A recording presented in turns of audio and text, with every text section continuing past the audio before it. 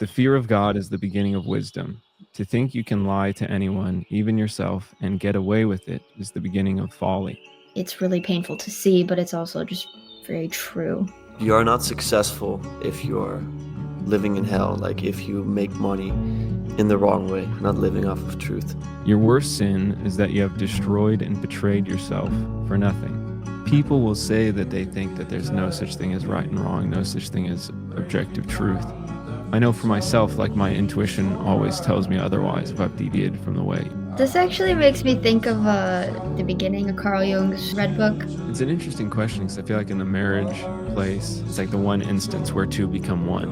You should care more about telling the truth than being loved, and care more about loving people than telling them the truth.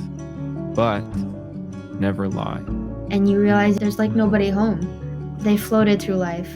And it is a moral obligation, but it's like they didn't take it up. There's that more like shapeless thing out on the edge of your consciousness. And then once you bring it into the light, it's like, oh, I just need to like do my taxes, you know? It's like, oh, I just need to, you know? Beware that when fighting monsters, you yourself do not become a monster. For if you gaze long into the abyss gazes also into you.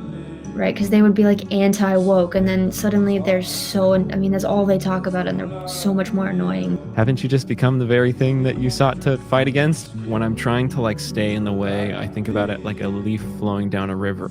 This like flowing dance, and not like all the time, you know?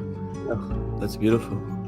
But it's like when you're hanging on too hard to the idea maybe that the good doesn't win in the end, then you can't relax and flow. With great understanding comes great suffering. Cower not in the face of either. Some of my most beauty-filled experiences on this earth were filled with suffering.